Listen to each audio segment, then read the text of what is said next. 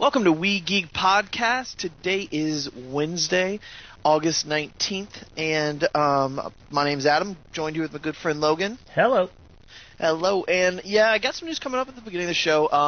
We're still on the N.FM. Got some news coming for that. Probably around next week or so. Getting all the details ironed out, the time and the date and whatnot. So look forward to that. Still same format. We're going to talk about movies and games and whatnot, and take a few breaks in between. So yeah, just wanted to get that out of the way again. The N.FM. Make sure you go like them on Facebook and whatnot, and like our page, of course. But man, let's get into it. How was your week? Good. Crazy, insane, busy. You know, same as always. Yeah, man, same here. I had work, and one of my good friends came into town, my buddy Jose, and it's a disaster every time he comes into town. It is, I'm not kidding, it's a hurricane of let's go out and he's single, he's in the military, and so like when he comes into town, it's a big deal for me and some of my friends. Like we don't see him we don't see him that much, so it was his high school reunion or something. I don't even know. We hung out after that, and yeah, man, we just kind of hit the town and went crazy for a few days, but did get to play some video games and movies and whatnot in between. But yeah, man, busy. Did you see any movies or anything? Yeah, I saw a couple. We're gonna talk about. I actually did a double feature today. I did Straight Outta Compton, which we'll talk. Yeah, and we'll talk about these towards the end. And I want to save the best for last because I also saw Fantastic Four. and I know we're doing this. We're kind of dicing this up now a little bit. We're gonna need a whole 15 minutes just for me to voice my displeasure. Of course, man. Yeah, and I can't wait to hear what you thought of Straight Outta Compton, because I'm actually seeing that this week, and I'm pretty excited. I mean, when I first heard about it, I was like, are they going to do this right? Because actually, like, my older brother really loved NWA and gangster rap and all that in the 90s, and I got into it through him, and I thought that could be a really cool idea for a film, or it could be really bad. Like, usually, like, hip-hop films don't get me, but I hear that's nothing but really good. So I can't wait to hear what you think about it.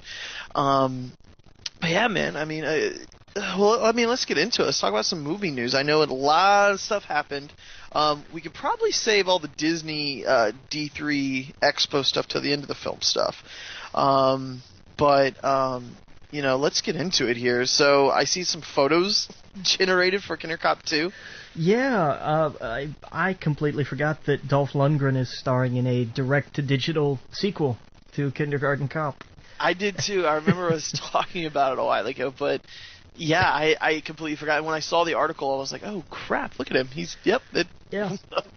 It's him in like a like the same kind of like suit-ish outfit. It's not like a whole formal deal, but the brown jacket and slacks and the whole bit, and he's surrounded by children, which is frightening because they get to look at Dolph Lundgren and go, we could grow up to look like that.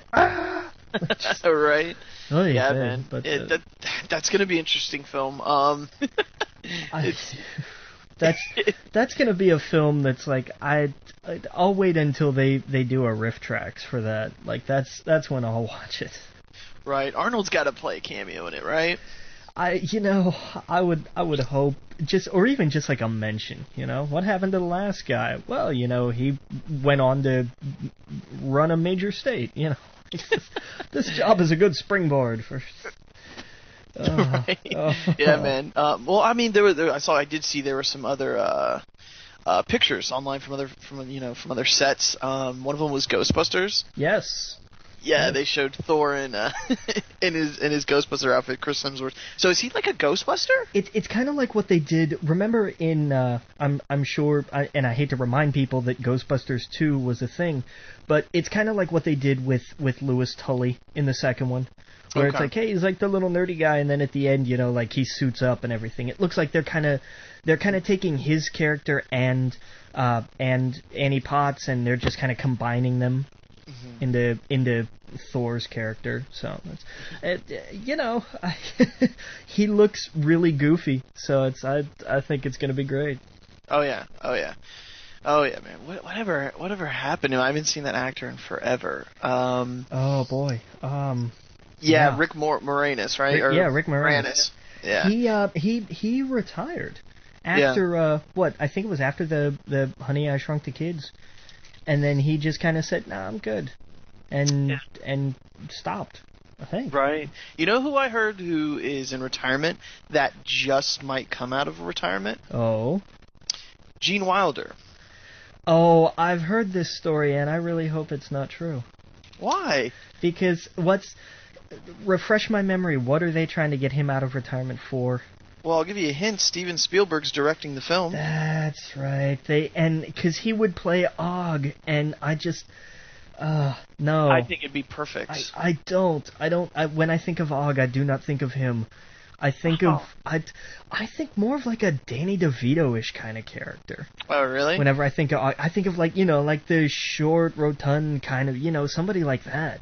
Yeah. I mean, Gene could do it because he has the, give him back the wild hair and the eccentricness. He could totally do it. He could, but I let him be retired. Please. Just remember that he made Charlie and the Chocolate Factory and that it was not a children's movie. Right. Wait, I think my brain is breaking right now. When you're saying Og, wait, who are you talking about? Og, from Ready Player One. Ready Player One, right. Okay, yeah. That's what I thought. Yeah. My mind just broke for a second. Yeah. That's what I heard he was playing. For some reason, the name of him just... I had it for a moment and it went. and it went. God, I've done that so much this week. Yeah. So I thought it'd be good, but I haven't seen him forever, so I'm curious what he looks like. But yeah, man. All right. So yeah, what were some other set photos? Oh, the Civil War. Oh yeah, we got our first look at Black Panther. Oh yeah. And I heard some stuff from the film, like Paul Rudd. Ant-Man's in it, and like from what I understand, he's like super excited to be Captain America. Like, apparently he meets a few of the other Avengers, and like he's like, oh hey, what's going on? But like he fanboys over Captain America. Oh god, it's Coulson all over again. Exactly. But like he does it apparently like in a funny way where he's like, he meets Falcon and he's like, well, I already met him, but Captain America. Yeah. Like, he's like, that's apparently he's on his side too during the Civil War, so that's kind of cool. Yeah, I'm gonna be interested to see how the teams break down. That's gonna be interesting. Oh yeah, I listened to him on The Nerdist with Chris. I don't know how many months back it would have been, but I went back and listened to it, and I was like, that. It was such a funny little conversation, but yeah, man, it'd be cool to see him in it. Yeah, lots of set photos. I thought that was cool. All right, let's see here. What do we got next? You want to take the next one? Let's go back to the top. Go back to the top? Okay. I'm actually kind of excited for this, and I was surprised at myself. Disney has they're doing like a direct-to-Disney Channel animated movie. It's called The Lion Guard, and there's a subtitle to it, Return of the Roar, I think is what it is. But basically what they're saying is, hey, remember how your generation had The Lion King? Well, that was like 20-some years ago. It's time for your kids to have their version of The Lion King. So it's Simba's son, who's going to be voiced by Max Charles, who did Sherman in the Peabody and Sherman movie and in the Netflix series they're doing. He's going to voice him. His name's Kion or Keon, however you want to pronounce it. They couldn't get Broderick back for some reason. They didn't say why. Maybe, I don't know. But so they've got Rob Lowe to voice Simba. Gabrielle Union will voice Nala. Kevin Shawn, who voiced Timon from the Timon and Pumbaa like Adventure Hour series that they did, he's coming back. The original Pumbaa, Ernie Sabella, is coming back, and nice. And they will be bringing back James Earl Jones as Mufasa from time to time. That's really cool. Yeah, but like the whole premise is like Simba's son has like this little group of other assorted animals, and they have their adventures and whatnot. And I think it's a great idea, and it's a great way to do it, because it's a thing that it's their way of saying, look, we're gonna make this for a very specific group of kids, the kids of the people who really love The Lion King. So now we have a little bonding thing. It's great. I think it's gonna be cool. Yeah, man. I saw the image. The images kind of looked like fan art for a minute. Like I saw the hair on the Simba and stuff. It's like, what is that? Like a mohawk? No, it was Simba's son, I guess. Yeah. Yeah. But yeah, I thought I guess I didn't exactly know what they were doing, but now that you said it, it makes a lot more sense. Yeah. Yeah. Did you see the story about the Fantastic Four? Which one? There've been a couple this week, and they've been fantastic. Yeah. Yeah. I'm sorry. Just like all the stuff behind the scenes. Oh, man. Yeah. I also saw some rewrites of the script. Did you see that? No. Yeah, where like they were going to do the rewrites actually looked pretty cool. They were going to go into like a little bit more of the origins of like Doom, Galactus, Mole Man, like Herbie the robot. What? Yeah, like wow. yeah. It was like I forget what happened. It was basically more about Mole Man. Like it was going to be way more about Mole Man. It was going to have the Fantastic Car. It was going to be, New York City's under attack by the Mole Man, and it was going to have a lot more like Doctor Doom and stuff like that. It looked pretty cool. From some of the articles, some of the stuff on the article that I read, I was like, oh, that's pretty cool. Then it all changed, and and I think this is where the director was talking about like, hey, I had a great idea for this film, and it's not something we saw. Well, they couldn't drag him out of his tent, apparently, to try and convince him. Like this, God, the more you read about this, the more it's like, I want to see, they're making like the unauthorized story of stuff on like Hallmark now. They've done Saved by the Bell, and they're doing what, like, I forget what. I want to see the one about this. I want to see the story behind this movie because it sounds just exquisite. It really does. Well, they just had that. What was the documentary about Superman? Oh yeah, Kevin Smith. Yeah, what was it? The Death of Superman Lives. Mm-hmm. Yeah, I'm meaning to watch that. I haven't watched that yet. Yeah, dude, I want to see a documentary about Fantastic Four doing all the same kind of concept. Oh yeah. But yeah, it had Latveria. It had Galactus shooting dark matter and showing in quotes out of his hands, and I was like, wow, like that's Fantastic Four. Like it's completely different from a bunch of people doing nothing. So we'll get into that. We'll get you. Oh, we're gonna get to that. Oh yeah. Well, I mean, let's actually take a little break here. Again, listen to the N.FM. We're gonna be on it soon, and probably. I'll tell you the date soon, so keep listening. But we'll be right back. All right, and we're back. Yeah, man, we got a lot of movie news to talk about. Let's get into it. Let's talk about some Wolverine. Did you see the story with Patrick Stewart? Yes, I did. Yeah, he's gonna make more than an appearance in the film. He's gonna, he in the last few Wolverine's films, I think he's just been it briefly, right? Well, because he was in. Was he even in because he wasn't in Origins? Well, he wasn't he? No. At the very end. Was he? Yeah, he was at the very end where he went and got the children. When 3 Mile Island collapsed. Okay, I've blacked out most of Origins, so he's at the very end and he looks really young and he's walking. So that's why a lot of people were like, "Wait, what? He can walk?" Yeah. Okay. And then he was in it for a second. He was the one that helped the kids escape with Gambit. Gambit helped them get out. Yeah. Or something like that. I forget what happened. But I mean, was he in, nobody counts that one. Was he in like the Wolverine though? Like in any was there anything like something to do with the memories? Like a flashback or something maybe? Right. And he was at the very end too. Like at the cuts at the credit scene. Oh yeah, well because wasn't that like a lead up to Days of Future Past? Right, exactly. Yeah. So he's made appearances in these films, but apparently this is going to be substantial. So that's good. Oh yeah, totally. Him and Hugh Jackman play well off each other. What did I see? Some League of Extraordinary Gentlemen news? Yeah, they're going to reboot that as a female-centric film. Okay, cool. The only thing, and this is a little bit sarcastic, a little bit serious, they're gonna have to change the title. Yeah.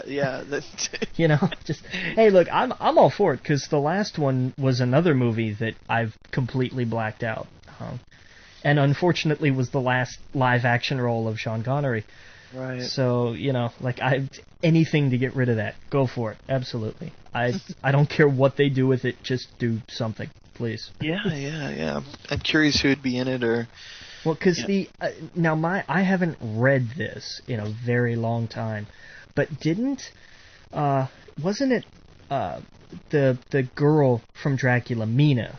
Wasn't she the one that actually founded the group originally? Wasn't that how it went in the comics, I think? You've got me, man. Okay. I don't know. I think that was how it started, but I don't.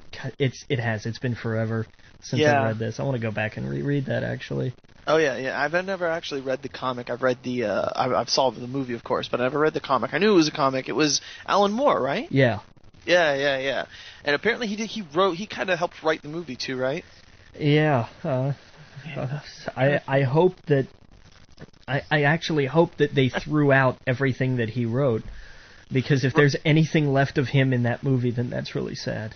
I'm pretty sure it was. Who was it? It was two comic book writers. It was Alan Moore and James Robinson, right? Oh boy. Yeah. Yeah, it was. I mean, I could be wrong. I remember it was two comic book guys that did it. Well, rest in peace, gentlemen. Oh man, you got to read that James Robinson Airboy. Okay, I've never heard of it. I thought I told you about it. It was the one where it's about James Robinson and oh, that's right. Yeah. Right. And it's just like it's kind of about them, and then Airboy just suddenly appears after. Yeah. It's just craziness. But yeah, man. Apparently they wrote that League of Extraordinary Gentlemen. So. Okay. I'm sorry to hear that. Yeah. But yeah, man, I'd like more of that. I saw that Ronda Rousey is trying to campaign to be in the role of Captain Marvel. I love this story because I think it would be awesome. I don't know. I mean, I love Ronda Rousey. She's probably one of my favorite athletes right now. Like, everything about her is amazing. I don't know about her acting, though. Like, when I saw her in Fast and Furious, it was really stiff. Well, it was also... We've talked about it before. She's going to be starring in her own film, right? Yeah. About her. So, I mean, I'll see. I want to see that first. But, man, when I saw her in Fast and Furious, like, it was cool seeing her there, but she just looked really stiff. Well, to be fair, it was kind of like her role in The Expendables. There wasn't a lot there. But I'm saying that's all we've seen. I know, and I mean that's kind of my counterpoint. Is really the same argument. We haven't seen her in a role where she's actually needed to act. Yeah. The direction has pretty much been show up, kick ass, go home. Right, exactly. Nothing wrong with that, but I don't know. We'll see. We'll see what happens. It's I like how much in love she is with it. If she doesn't play the role, it'd be still cool to see her in it. In some capacity, it's getting a lot of news. So yeah, totally. Yeah, it's definitely helping. Well, and I mean, look at the crossover that a lot of athletes have had. Yeah. I mean, of course, the poster child for all of this is The Rock. Yeah. That's true. And I know it's a little different because WWE is still part acting to begin with. You have to create a persona and go out there with it, so that helps. But look at his first couple roles; they're not masterpieces. Yeah, that's true. Let's be honest about this. But he's turned it into being okay. I'll go watch this because he actually can act. Mm-hmm. So we'll see. And if I know it's a long shot that they'll cast her, but come on, they want to make Tyrese Gibson a Green Lantern. Right. Yeah. No, I agree. I don't even know how to go with that. Yeah. Like, I like Tyrese in some of the films he does, but I just don't see him as a Green Lantern. And not Jon Stewart. That's a totally the kind of character that Tyrese plays. I guess I just don't. I don't know. It's just not the same kind of character I think when I think of Jon Stewart. No, he's more Hal Jordan. Yeah. Oh yeah. Totally. Yeah, he's constantly saying funny things, constantly joking, constantly being sarcastic. That's the complete opposite of Jon Stewart. Much. So Yeah. So, but yeah, man. Let's see here. We got some more news here. This one, I saw you post this, and I was just like, I'll let you take it. I don't even know what to say about it. We're talking about Zorro, I suppose. Right. Yeah. They're trying to do like a Mad Max type take on it, right? Here's the thing: Zorro Reborn has been in development hell for I don't know how long. It's been a thing where they were like, we want to do another Zorro, and it's, like every generation has their version of Zorro. Because Zorro first appeared in like 19 teens? Like, This is like a 100-year-old character, I think. So, it's like, okay, we've kind of reinvented him time after time. And now, a couple of companies I've never heard of, Lantica Media and Sobini Films. And I shame on me, I didn't do my due diligence and see what these companies are known for.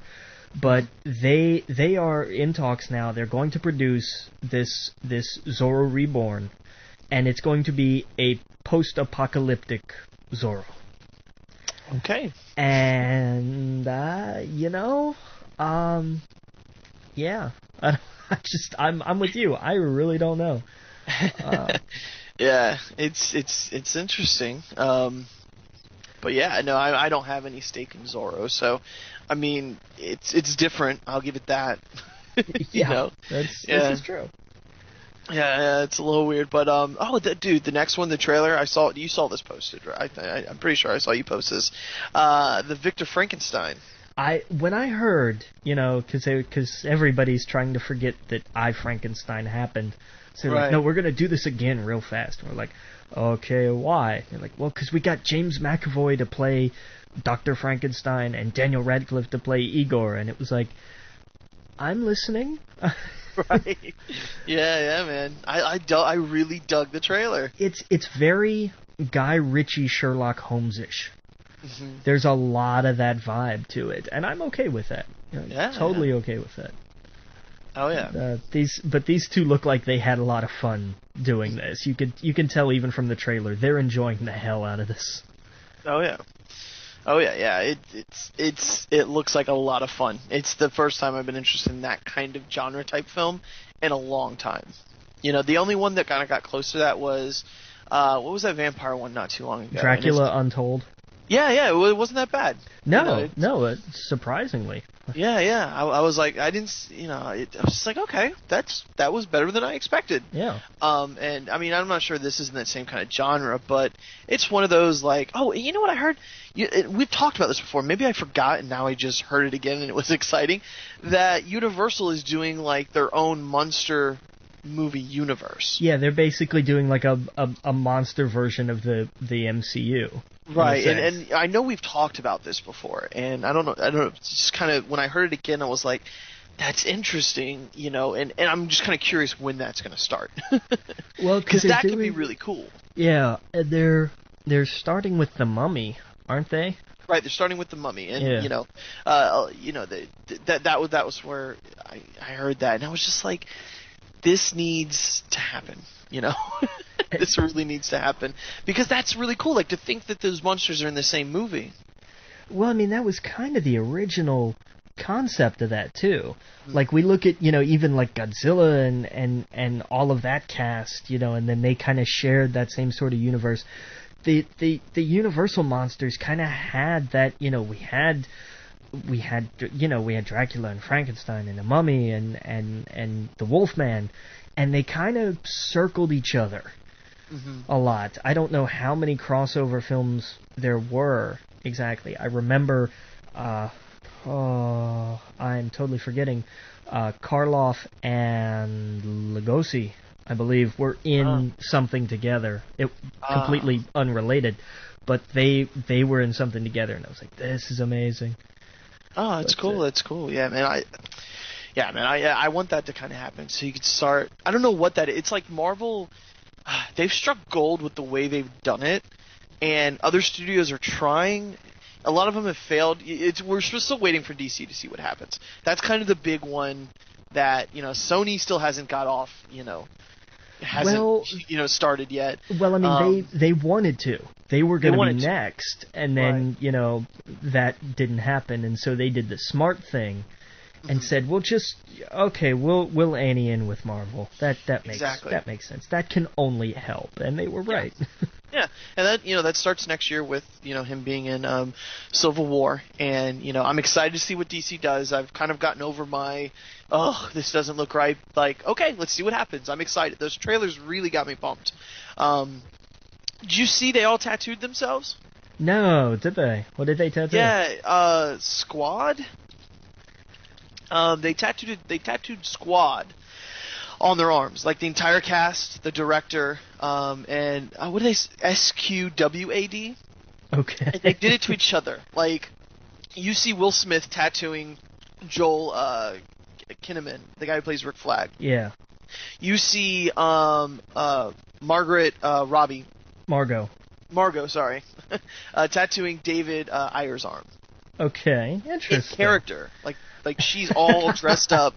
She's got the makeup on, the whole outfit, the whole nine, giving them tattoos with Squad on it. I thought that's really cool. Hopefully none of them are edited out of the film. That'd be weird. Yeah, right. Just kidding. Like a road cut or whatever. Yeah, exactly. Sorry, Croc, we don't need you. Exactly. Oh, boy. Yeah, no, but I thought that was neat. That came online today. But yeah, man, we got just a few more things to talk about with the movies. Actually, a lot. Still have D23 Expo. But we'll be right back. Again, listen to thein.fn. Be right back. All right, and we're back. Yeah, man, we'll get right into the D23 Expo. There's a few more things I wanted to talk about with film. I saw that, I guess, Bloody Disgusting reported that Alien, the Alien 5, I've always mispronounced this guy's last name, Blockman? Or Blomkamp. Blomkamp, yeah. Yeah, Neil Blomkamp. Yeah, it's a little bit delayed. They said it's still going to happen, but apparently they're doing Prometheus 2 first. No! Why? Yeah. Why in the name of everything in the cosmos are they wasting their time on that? Right, I have no idea. Here's the thing, I wasn't as, a lot of people hate that movie. I do. It's long. Yeah, I know you got your beef with it. I don't have that much of a problem with it, but then again, I wasn't expecting much to begin with, I guess. I had low expectations. I like Damon Lindelof, but that's about it. It had a good cast. It was long. It was boring. I get it. I don't know. But I'm just giving the news. Apparently they're doing that first. So yeah, no, I agree. I'd rather see Alien 5 first, but... if they don't at least call Prometheus 2 Epimetheus, I'm done. Well, from what I understand, it's honestly with Sigourney Weaver. She's in the Avatar sequels, and they're doing that first before she does the Alien film. So that's why I think they're doing Prometheus first. They have to. Apparently, they couldn't get her because she's not available yet. Yeah. Just because it makes sense doesn't mean I have to like it. Yeah. Oh yeah. Apparently, the new Star Wars film, Force Awakens, a little bit over 2 hours. Okay. So I thought that was cool. That's a perfect time. Yeah, sounds good. Not too long, not too short. Oh yeah.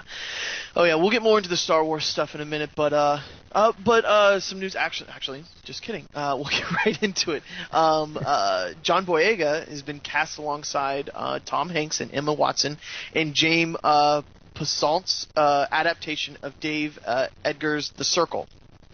Okay. That's that. Okay. Neat. That's a good choice. Yeah. I like that.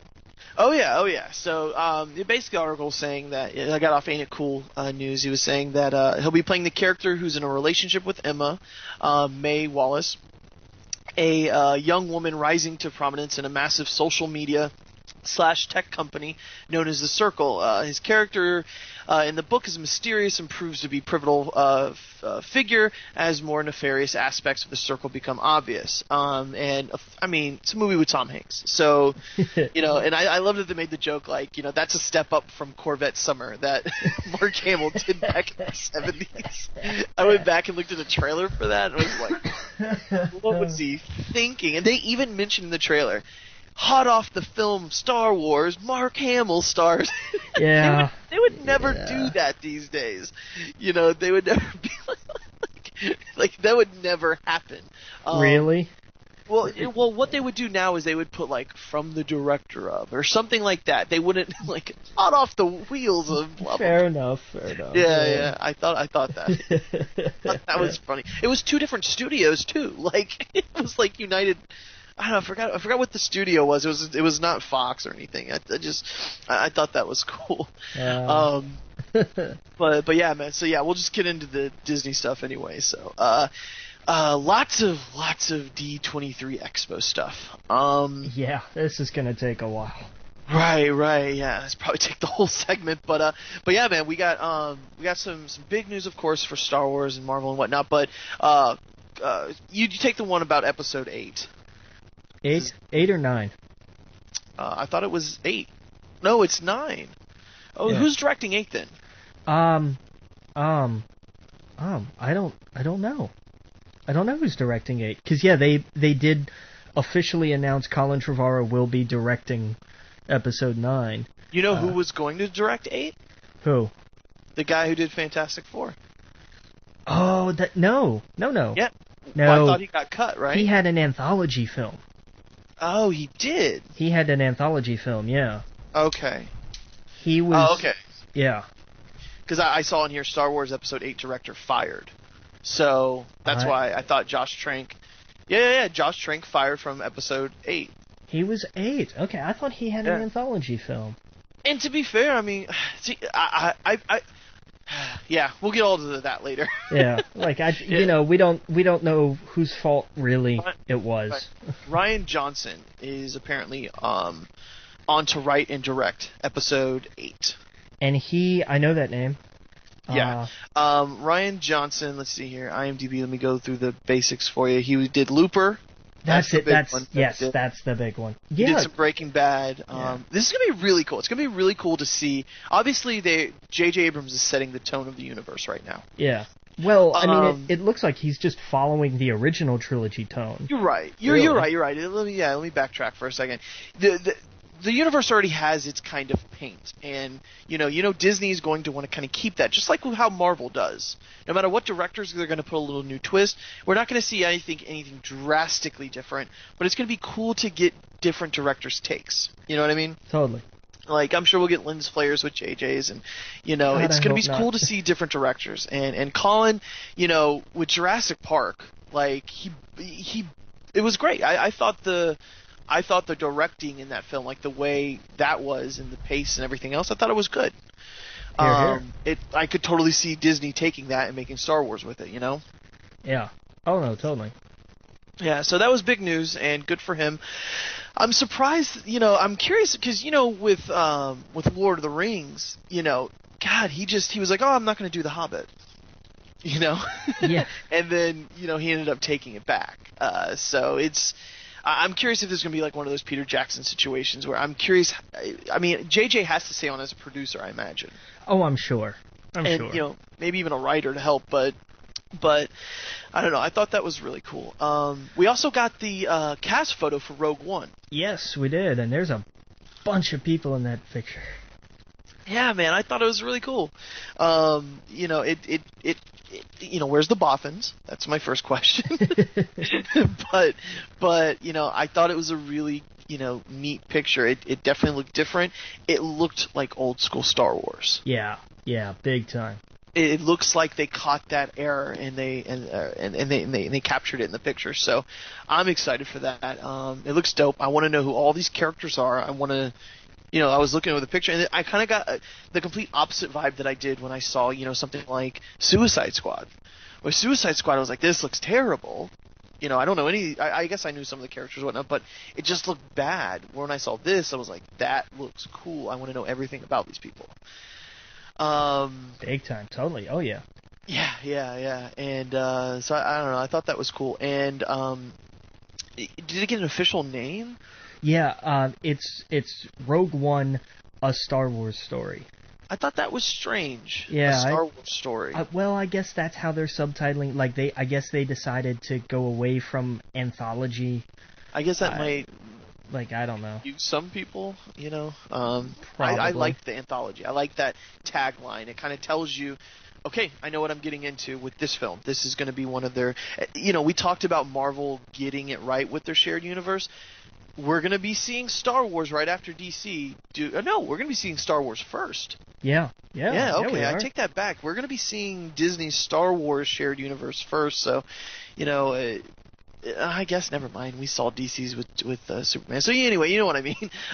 It's going to be interesting. It's going to be super cool. And I guess if anyone could do it, it could be Disney, since they did Marvel. But yeah, man. Let's see here. What do we got? A little more news about the Han Solo film. Just like a pinch of news, really. What was it? Take it away. Well, who was it? I think it was Kathleen Kennedy who was talking about, the idea of going back and doing like an origin of Han Solo film isn't. This is going to be like a late teens, early 20s Han Solo. And the whole point isn't going to be, we have to answer these questions. No, it's going to be, we're going to tell his story. They'll hit points here and there, but the idea is just to say, how can we take this and just tell a cool story, tell a fun, entertaining kind of story. That's right. I remember this now. Yeah, she was talking about how they didn't want it to be, we're going to explain how Han Solo got this or did this or where this came about, because they wanted to still kind of leave that a mystery, because they think that's super important. And I remember hearing that and thinking, that's exactly what I want to hear. Exactly. And they were basically like, we're just going to tell you a story in Star Wars, mythos, and it's going to be an important story, and it's going to, it's going to definitely shape the character, but it's not going to be as like, we're going to sit here and explain everything to you about the character. It's just going to be like, here's something that happened to him. And, it might make a little bit more sense how he acts and does things, and I thought that was cool. Totally. That's why I remember this now, yeah. Yeah, but man, yeah, let's see what else they had. Some more Star Wars stuff. They had the PlayStation bundle, right? Yeah, there's a Darth Vader themed PS4. And you'll get it'll come bundled with either Battlefront or like the Disney 3.0 starter bundle. Mm-hmm. And I thought it's going to be a 500 gig system. It's not going to be a terabyte like Microsoft is doing with their Halo themed one. The difference is, if you get the new PS4, you actually get a game with it. Ah, okay, yeah, exactly. Instead of it's, hey, here's a Halo Xbox that doesn't come with the new Halo. Right, exactly. Hey, I saw him. Oh man, here's a Star Wars themed PS4 that comes with Star Wars. Like, who knew? Right. Oh yeah. I heard some backlash. Like, some people were like, "Whoa, the Xbox 360's Star Wars one was a lot better," which I think it was. Like, the way they did that was super rad. This kind of looks like the skin. Yeah, but it came bundled with Star Wars Kinect Adventures, so Yeah. No, I totally get it. Yeah. I did. That was actually the only reason that I got a 360, was because there was a sale on the Star Wars bundle. Oh, that's and cool. It's like, come on, the thing makes R2-D2 noises when you open the disc tray or turn it on or off. Like, I can't say no to that. I just couldn't. Oh yeah. Oh, dude, you ever seen the show Rick and Morty? No. Take a sidetrack for a second. It's a cartoon show. It's on Cartoon Network, and it's kind of like mocking Back to the Future. It's this crazy scientist who grabs his kid and they go on adventures in time. That's the basis of it, and it's kind of like Family Guy, Simpsons. It seems like I've only seen bits and pieces of it, and it's always been funny, but I never thought to see it. I saw this clip from it. I guess it's one of the new episodes, and I know this is a side tangent for a second, but it was basically, he runs in the room and he was like, Walmart has on sale Nintendo 3DSs for $140, and you get a $50 gift card if you buy it. And these are the Zelda ones. We can turn them on eBay, sell them for $200. Let's go. Let's buy a bunch. And it turns out the creator of this show actually did that and made hundreds of dollars from flipping Zelda, 3DSs. And I just thought it was funny in the clip. He mentions Nintendo. He mentions Zelda. It's the real deal. They're not like just tiptoeing around it. And at the very end of the clip, he's like, Nintendo, give me free stuff. And he the character walks out of the room, and I thought, I want to watch this show. So that's going to be something in the next few weeks or so I'll talk about. But yeah, Rick and Morty, I've heard nothing but good things from people that still really are into like animation and all that stuff. They're saying how funny it is and ridiculous it is, and Nice. and it's got some of that Futurama type humor and stuff. So I thought, I'm in. That's cool. But yeah, sorry, just for the side tangent about flipping a system. I thought that was funny. Rock on, totally. But yeah, man, we got some more news here. Let's see. Kingdom Hearts 3 got a big Hero 6 setting and characters, which was surprising at first. And when I thought about it, I thought that makes a lot of sense. Totally makes sense. It was a surprise of an announcement, but like when you think about it, you're like, oh yeah, totally, that world works, and like Baymax and everything, it totally works. Oh yeah. Well, we're gonna take a little break real fast. We'll be right back. Again, listen to thein.fm. We'll be right back. We got some more D23 Expo information. We'll be right back. And we're back. All right. So yeah, man. The Kingdom Hearts 3 thing. I thought, hey, anime. It's got that, San Francisco kind of Japan, kind of San Francisco feel. San Francisco, I think they called it. Yeah. Yeah, San Francisco. So I thought that was really cool. There was a lot of other Disney stuff we can get into. Let's kind of take it off with, since we're kind of still in the Star Wars stuff, the Disney parks. Yeah. They announced they are actually bringing Star Wars themed areas to both Disneyland and Disney World.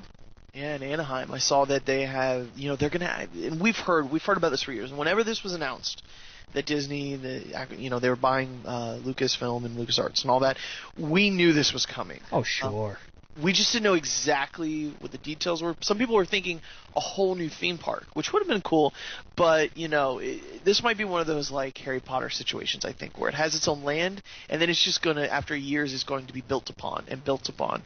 And I know here in Florida, they own so much land they have not put stuff on yet, so, I'll tell you a quick little story. It was funny. This was a long, long time ago. When my mom and my grandparents, I think, were down in Orlando, because we used to live south of Tampa, and they would go to Daytona every once in a while and come back and forth.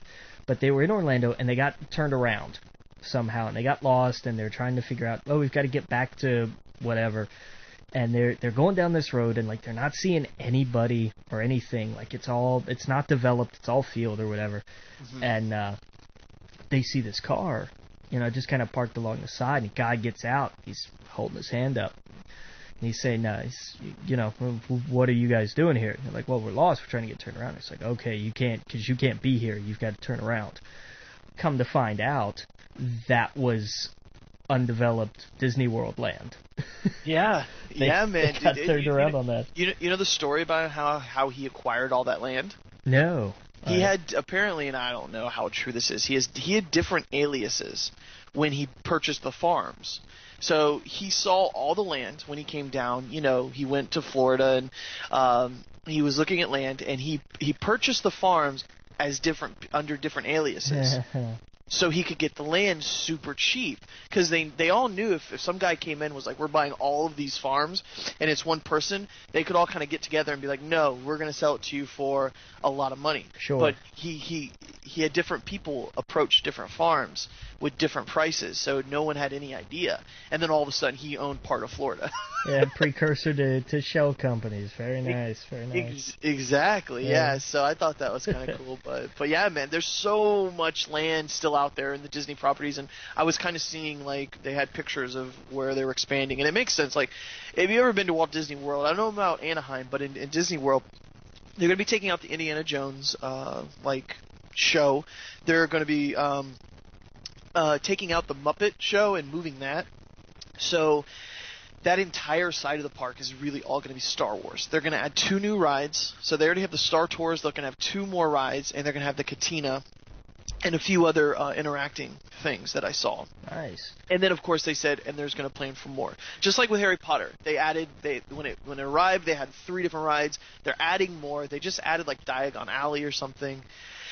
And they're still building. The Hogwarts. They just did the Hogwarts Express. So I think it's going to be in the same vein. Like sure. And they had some other rides too. Like they had some other parks. They're going to be doing a Toy Story Land. Yeah, right? Yeah, that's right.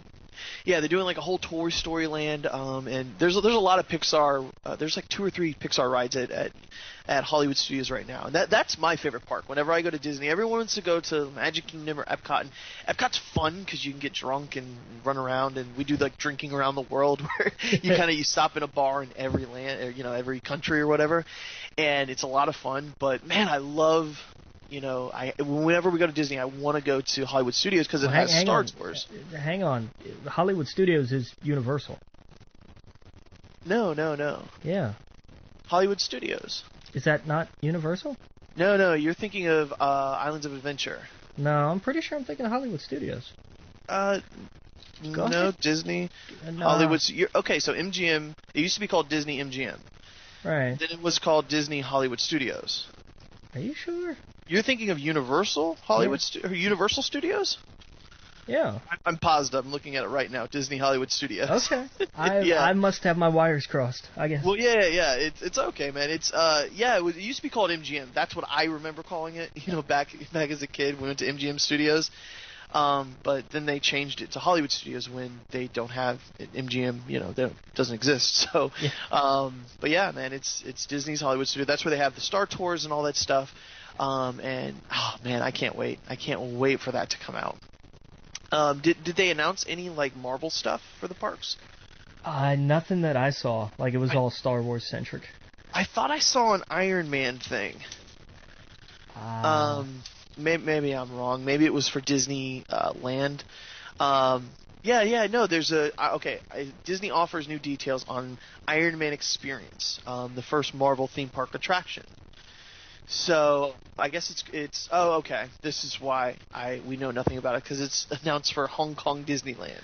That's right. I do remember seeing that. Yeah. Yeah. So you'll get to hang out at Stark Tower or something like that in Hong Kong Disney. Okay. Did you see that's probably why they didn't.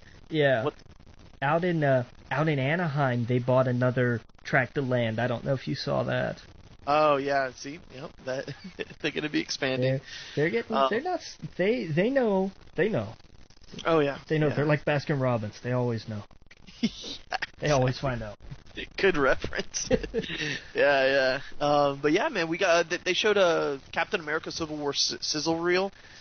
Yeah. They showed a lot of sizzle reels. And they didn't show Spider-Man, did they? No, well, they haven't shot it yet. Oh, okay. Well, gotcha. Him, I don't know if they've shot him or not, but I think they're definitely going to hold on that until probably really close to movie time. Right. Yeah, I don't even want to talk about the rumor I heard, because I don't want to spoil it. But I heard there's some cool costume stuff, I should say, in the film regarding Spider-Man. Well, and that's not a surprise. Like, that's an evolving design, always has been. Exactly. Yeah. So that's going to be cool to see, and yeah, how that plays out. Was there anything cool from the sizzle reel from the Civil War one? Most of it, it kind of had 2 parts from what I saw, and then there was a third part of showing different people on different sides. Obviously War Machine sided with Iron Man and so on, but one of the things was that it showed how they're going to incorporate Red Wing. Which, for anybody that knows Captain Falcon, he actually has a Falcon called Red Wing.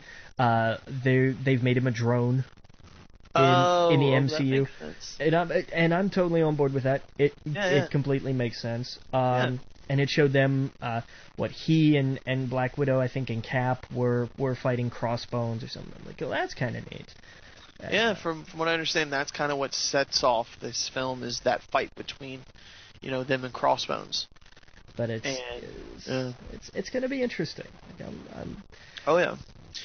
They also showed some Doctor Strange concept art. They're really playing up the whole mystic, cosmic, supernatural stuff.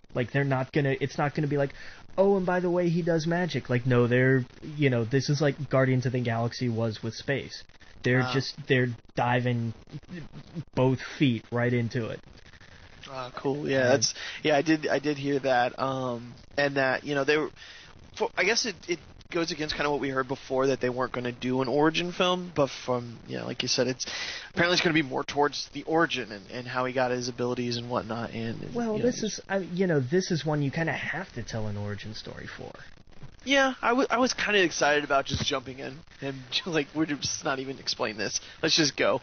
Let's just get into the mystical stuff. He's here, explain him in a just talking about him. Like I'm kind of over origin stuff really. I kind of want to get jumped into these stories. I hear you. You. But like I think you need one with this though, just because of the nature of it, because it is so different. It's not like another. It's not like you're telling a War Machine origin story. This is something drastically. This is something they haven't touched yet. So yeah. Well, this is everyone kind of thought Ant-Man was the one where Marvel. Are they going to make enough? Is this going to be the flop? I don't think Doctor Strange is going to be a flop in any means, but it's the most different. And I know Guardians of the Galaxy came out, and that was about as different as you could get. Yeah. But that big sci-fi space opera type stuff really, I enjoy the hell out of that. So when I saw the trailer and heard about that, I was like, I'm gonna love this. Doctor Strange is the one where I'm like, this is a bit strange. I see this. Oh, really? Yeah. Seriously, come on. Well, it's the one 2 where points. It's like 2 points for the bad joke. Come on. Right. I was like, this is the one where it's gonna be like a little bit of horror, a little bit of mysticism. It's gonna be the one where it's gonna be, to me at least, a little bit harder to get into. It's good. It's gonna be weird. So this is the one I'm most excited for. Bring on the magic. Like I'm so ready for this. Yeah. No, exactly. And I don't. This is the one where it tiptoes into. Don't be anything like I Frankenstein. Don't, because it's gonna get into the weird. Monster missed that kind of the Marvel universe, and if they don't do it right, I'm just afraid it could. I don't think it will. Disney has gained our trust by now. With all the films they've done. So, but it's the one where I think it's good. I'm going to be watching it very closely to see how this is going to do. Because to me, it's definitely going to be a risk. But yeah, I'm just as excited as you, man. And that's the thing. I don't really know that much about Doctor Strange, but I do like his character. Yeah, Reed. I'm telling you, and I think they're going to go with like the traditional origin story. Mild spoiler alert. He's a brilliant surgeon. He gets in a car crash. It ruins his hands. Oh God, what do I do? Right. There's an alternate kind of take on that they did in the Marvel Knights imprint. And the comic was just called Strange. And It was like a 5 or 6 issue limited run. And it tweaks the origin a little. It's kind of different, but it gives you the same kind of grounding. Like the whole point is like, hey, he's arrogant, he thinks he's great, and then he gets knocked down a peg, and now he has to climb the mountain again. Kind of deal. I'm looking at it now, yeah. Yeah, it's a good story, and it gives you a good little primer too of like here's kind of what to expect. But I saw the animated movie that was on Netflix. The same. There you go. Then you're caught up. Yeah, that's kind of where I got my origin story of Doctor Strange, because I read him in Avengers and everything else, but he wasn't really popular when I started reading comics, like really, really officially reading comics, like as an adult. Yeah. He wasn't really popular at all until I guess when he started when he was really in like the Illuminati and all that other stuff. That's when like they've kind of been putting him up front in the Avengers and New Avengers, and not too long ago, I forget how many years ago, when they split the team up, it was the New Avengers and then the Mighty Avengers, and he was hiding everybody, right, during Civil War, and then he went away. but that's when I kind of started getting into Doctor Strange. So I'm kind of new to him. But yeah, man, I'm excited. I love the magic, because I'm a magic geek. But yeah. I can't wait for this. I love this character. I love the idea. I love what it brings to the universe. I love how it enriches the Marvel universe, and I have no doubt they're going to handle it right. Oh yeah, no doubt. That label's gained our trust. One more thing coming out of D23 is Pirates of the Caribbean. Yes, Captain William Turner is returning. Yeah, that's cool. Orlando Bloom is coming back to Pirates 5. So yeah, that'll be interesting. I don't think I saw the last one. No? I'm kind of the series. I thought the first few were cool.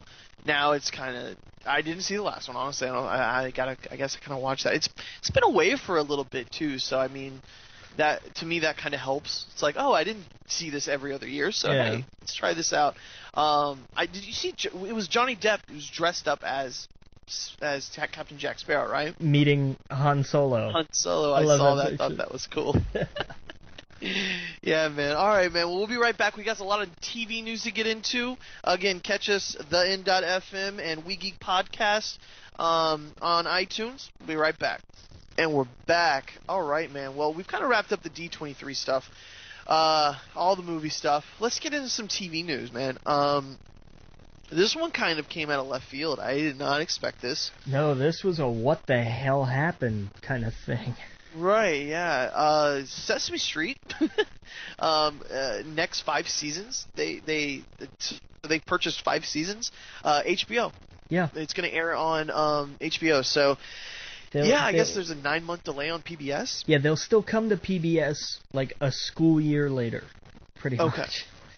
Okay, so, yeah, this is kind of... I mean, I know they did Fraggle Rock on HBO, right? Yeah, but I mean, that was... how long ago was that? Right. It was Jim Henson did Fraggle Rock, right? Yeah.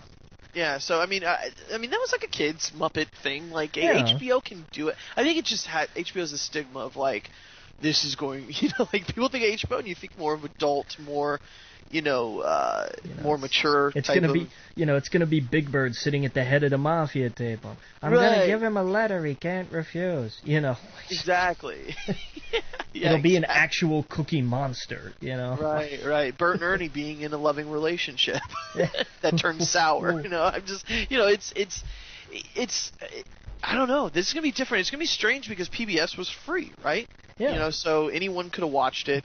It's easy for kids to watch. Now it's behind a paywall. So it's a little weird. I don't see many schools forking out for HBO Go every month. No, I don't either. Yeah, so it's a little strange. We've talked about before Netflix having a lot of children's show. That would actually make a heck of a lot more sense. Oh, totally. Because most people have Netflix anyway. Most people don't have HBO Go or HBO. People usually get it for, Game of Thrones, and then they cancel it, or they catch on for a few of the other shows. But HBO, I don't like that idea. I like Sesame Street is not going to drive up subscription numbers. It's just right, not. exactly. Yeah, it's odd. It's very odd. It went to HBO. Yeah. But that's what happened. So, let's see here. Didn't we talk a little bit about this before, Xena? It was a rumor. Okay. It was a rumor before, but now they've come out and confirmed NBC is officially rebooting the series. Yeah. They're shooting for probably like fall next year. Yeah. The way it sounds. Hey, okay. Whatever. Yeah. Just like I whatever. Go for it. Yeah, we talked about it before. Now it's kind of confirmed. So Yeah. it's one of those things. Like I said before, it's been gone for a while. So, who knows? I don't know. I don't know how that's gonna hit. But speaking of old TV shows. Yes. Oh, yes. I was like, speaking by? No. I thought for a second the sound had got turned upside down there for a minute. Right. See what you did there? Yeah, Yeah. no, man. Will Smith wants to bring back Fresh Prince of Bel-Air, developing a very similar series to it. So I guess it'd be in the same vein. Yeah, the original story was that they're rebooting the series, but now we're kind of getting conflicting reports that it's like, well, it's not actually a reboot. It's just kind of almost the same show. We're not calling it that though, so we're not entirely sure what's going on. But. I mean, why don't they? If they want to do something with this franchise, they should just do a continuation. Have it about his kids or something, like his son doing, just like kind of how they did Boy Meets World with Girl Meets World, right? Yeah, like that would work. That would work. I don't want Will Smith's kids in it though. No. And that's what I think everyone, like, he has to understand the backlash by that now. Like, there was a time where someone said Will Smith is doing this and doing that, and people are like, yes, he's great. He's a great actor, and I like the stuff he's in. The last 5 or 6 years, that's kind of fallen off. Mm-hmm. And a lot has to do with the fact that he's pushing his kids on everybody. Yeah. His kids that are just fucking crazy. Sorry, beep that out. But he's pushing his kids on everybody, and no one likes that. Like the last few things he's done with them is ridiculous. So if he's, I hope that comes out. I hope he's like, yeah, we're doing it, and it's going to be starring blah blah blah blah blah, and it's not going to be his kids. Here. Yeah. Yeah, man. We get some Flash news. Yes, they are in the process of casting Dr. Light. And they're doing. It's not the supervillain, creepy weirdo Dr. Light. This is it's Dr. Kimio Hoshi Light. The one that went down a dark road. Yeah. Man, that was some crazy DC reading. DC's. I don't want to go on a tangent here, but no, go for it. Go ahead. We got time. I really do like some of DC's graphic novels because they go there. And I don't want to ruin anything. I don't want to ruin what I'm talking about or anything. It was an identity crisis. If you haven't read that, I actually really liked it. I know a lot of people give it crap, but I thought that was a good, different thing. They have a lot of the Crisis, Crisis on Infinite Earths and Crisis. The Identity Crisis was more of a way more grounded superhero story. It was, I don't know, it was more like Watchmen in a way. It was more like more real situation. I'm not saying this right, but it wasn't as this big earth-shattering thing that happened, but in a way it was earth-shattering for characters. Exactly. There you go. That's how you do it. Yeah, and it was just totally different. So, but yeah, so I'm glad they're not doing that. But yeah, yeah, because that boy, did that get yeah. It gets dark. It gets dark and real. Even we're talking about comic book characters, but it gets real for a minute. But yeah, I saw that, and so I didn't know there was a female. Yeah, they did well because of course that one did such wonders for that character's name. They said no, hang on. We like the words Dr. Light. So can we make a new character or something? Can we do something with that? And so they did. They got Dr. Kimio Hoshi, who was a Star Labs employee. Well, apparently she's been around a lot longer before that happened, though. Right, because it was because he got weird before that. Oh, really? Okay, so yeah. This was the problem growing up reading mostly Marvel. DC kind of loses me for a little bit. But yeah, so they brought her in, and now they're bringing her to the Flash, which I think, hey, rock on, go for it. I think it's gonna be great. Yeah, we're getting a lot of news about Flash, and I like it. I like how many weird characters they're putting in it. Oh, totally, absolutely. Oh, yeah. And apparently they're stopping with their what's the name of the third show they're doing? Where they're all together? The Legends of... Yeah, DC's Legends of Tomorrow. Right, yeah. So, I think we talked about that last week where they're kind of stopping at that. As, they're like, for right now, this is kind of what we're having. We're not going to be doing a bunch. It's not going to turn into the DC network. Which, I applaud that. Right, yeah. I like the idea of restraint in some cases. I think it was especially because the Constantine news. And, him being on it, people were like, oh, even me, I was like, this means this could be, this is where his home could be, maybe doing a spinoff or whatnot. And, I think he was kind of, well, this isn't going to turn into the DC network. This is what we have for now. He was like, it's not out of the realm of possibility we'll do another, show. But for right now, this is what we're doing. So, we're focusing on. So it made sense. But yeah, man. This one was weird. I like this one. I like it. I think this could be hysterical, and I think this is perfect. NBC's working on a show called Powerless, and the premise is that it's kind of an Office style show, which doesn't score points with me because the U.S. version of The Office was atrocious. You're crazy. I'm sorry, Logan. I need to stand up for The Office. I loved that show. Steve Carell, oh man. Okay, sorry, I had to defend it for a moment, but go ahead. But I'm the weirdo. I loved the UK version. I hated the US version. But you know, I hey, liked them both. it was on the air for what, 9, 10 years? You know. Oh yeah, man. Office has like people still quote that to the day. I mean, people still say that's what she said. And that came from Wayne's World before The Office. But it doesn't matter. Yes, it does. It matters to me. It's taken. No one thinks of Wayne's World anymore these days when someone says that's what she said. That's total Michael Scott now. He's robbed it. Sorry.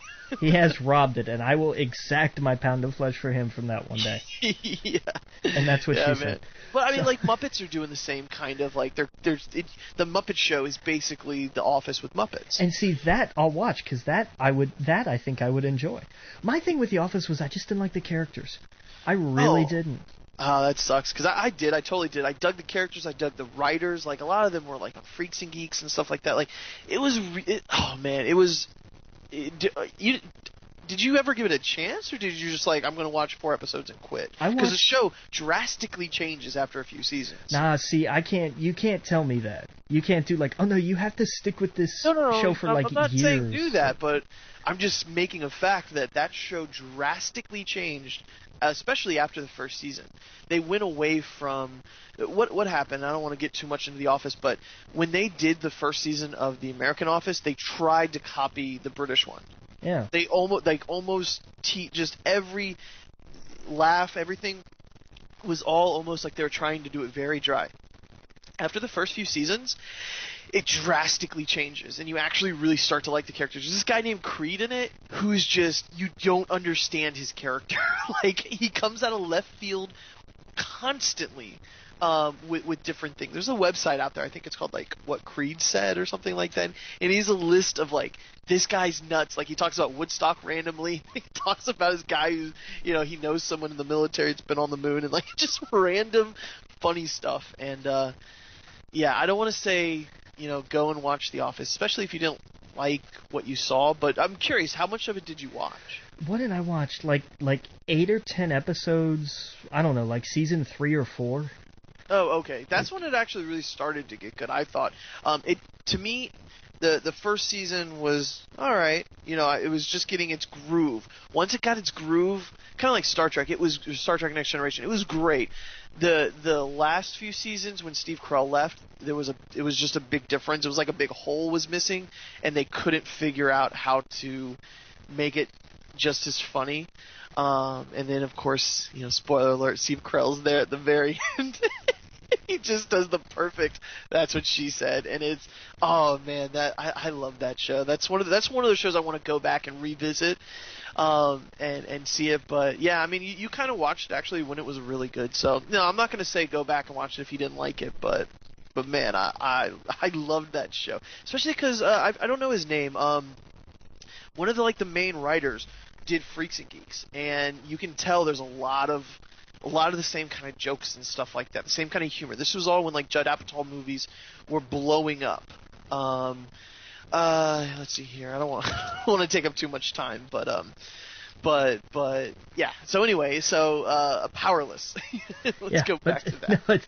No, it's the idea of they're gonna do an Office style show. It's gonna be set in an insurance office in the world of DC heroes. Yeah. And that to me, I like that premise. I think if you did that, as you've got to really kind of ham it up at some points for that. You have to, it's almost it kind of brings Harvey Birdman, Attorney at Law, to mind just a little bit. Yeah. The idea of hey, we're gonna really go in a different direction with this, and I think this could be interesting. This is one that I'm actually curious to see. Yeah, no, totally, me too, man. It sounds funny, just the idea of it, and I'm totally in. It's going to be interesting to see how they do it. I'm wondering what kind of characters they're going to put in it, because from what I read, it's not going to be major ones. It's going to be right. But here's, you don't have to have a hero of the week thing. Drag something out. They'll find a way to make it work, I'm sure. Yeah. Oh yeah, man. Oh yeah. I want to correct something. I didn't mean the writer. It was Paul Feig. mispronouncing it. Okay. Yeah, that was involved with The Office. That's what I was thinking of. And he was in he did a lot of things like Arrested Development. He did Freaks and Geeks, Drew Carey Show, stuff like that. Knocked Up, and The Office. So that's where I was getting that. Like, that's the kind of humor I remember from it. So, but yeah. Anyway, I see here. What other TV news we got? Oh, something starts this weekend. Yes, it does. I'm very excited. Yeah, me too, man. Fear the Walking Dead. Yeah, I can't wait for that to kick off. Do we know how many weeks it's going to be? If they're going to run it between shows, then it's only going to be 8 weeks. Maybe? Yeah, that's what I'm thinking. 12? No, it can't be any more than 12. Because, when does Walking Dead start? October what? October, yeah. Probably late October. Let me see if we got an episode guide. 10, 23, 30. Don't mind me, I'm going to do Yeah, it's got 6 episodes. That's it? Yeah, that's it for the first season. I'm sure... Fair enough. Yeah, come around next year, they will probably plan it a lot better to, start a little bit sooner than it did this year. And run 12, probably. And run 12. Oh, yeah. I mean, if you remember, this is exactly what happened with the first season of The Walking Dead. It wasn't that many episodes. It was very short, very, God, what was the first, the Walking Dead? It was... Was it 8? 8 or 9, maybe? Yeah. Let's see here. I don't Walking think Dead. It was 2010, season 1. Yeah, man, it was 6 episodes. Same thing. Okay, same deal. All right. Yep. So that'd be cool. Can't wait. Yeah. I mean, I don't know what else to say about it. We'll talk about it next week, I'm sure. Yeah. We'll have a whole review on it. What other TV news we got? I've got one piece. Gotham is adding another villain. Well, the origins of a villain to season 2. Michelle Ventimiglia from One Life to Live and a couple other things has been cast as Firefly for season 2. Firefly, she was in the Batman game, or he was in the Batman game, right? He was in the Batman game. There is a female version that they've used before. Oh, okay. I remember. I think they used a female version in the animated series, actually. I don't remember it. Yeah, the Batman game is the only thing I remember him from, but yeah, that's cool. Man, how long has it been since you've seen the animated show? About 2 weeks. Oh Jesus! I go back and rewatch that all the time. Oh damn, man! I didn't know that. Oh yeah. Yeah, dude. I forgot. I was listening to a few podcasts about, actually not too long, about the animated series, and it really made me want to go back and watch it. And the great thing is, it holds up. The animation style, the setting, how it's not really era dependent. It holds. It really does. Oh yeah, no, I actually own the DVDs. I got them not too long ago at Walmart. Actually, it was about a year or two ago. It was 2 box sets or 2 or 3 box sets. I forget, but it was just the Batman animated series, and I saw the Justice League ones. I was like, or the Batman Superman. I was like, oh no, I can't do that. So I have them just sitting there on my shelf. But yeah, I kind of want to go back and watch them, man. Those things were good. Let's see, we got any more TV news? I don't think so. Don't think so. Well, let's take a break. We'll be right back. Again, listen to theend.fm. And when we get back, we'll talk about some video game news. And we're back. All right. Let's see, man.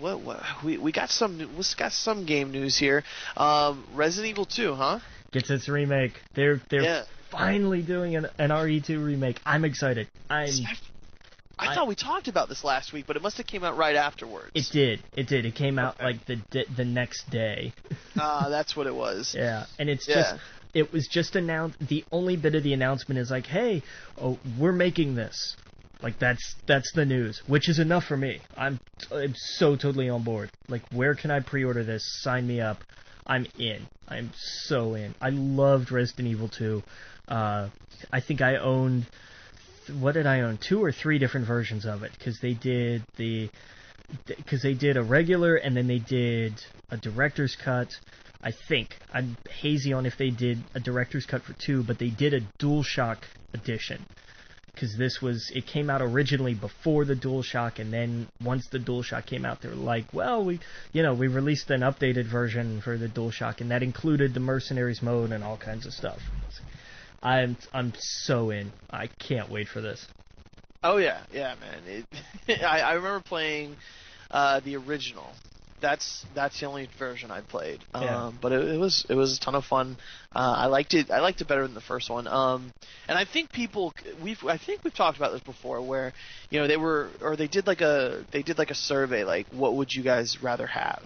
Resident Evil 2, a new Resident Evil, blah blah blah. And this, I remember looking at the poll, and this one just won dramatically.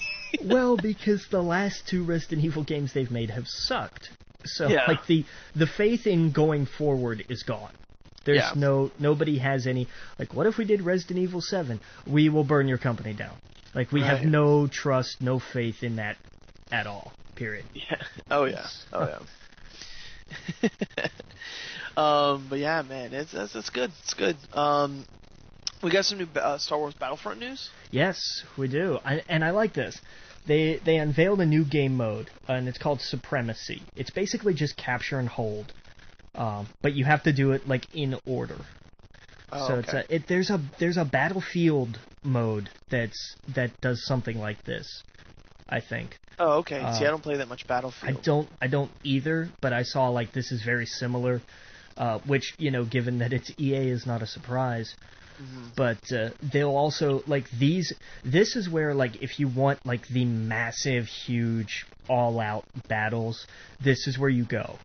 Okay. This is where, like, you have the huge maps, you have, all kinds of characters, every vehicle that you have available to you can be used.